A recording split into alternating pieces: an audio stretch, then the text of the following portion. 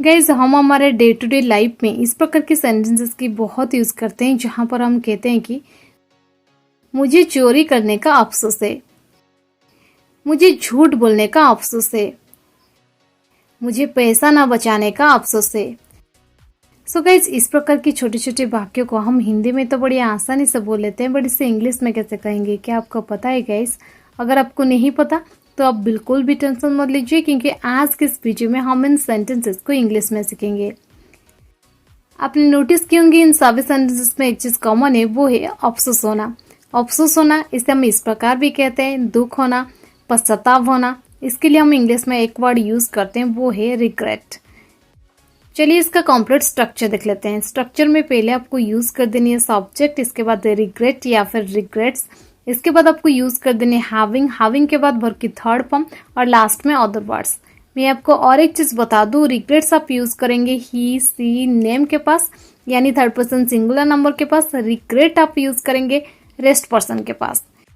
चलिए कुछ एग्जाम्पल्स लेते हैं ताकि आपको ये स्ट्रक्चर और भी अच्छे से क्लियर हो जाए। मुझे सॉस न बोलने का अफसोस है। I regret not having spoken the truth.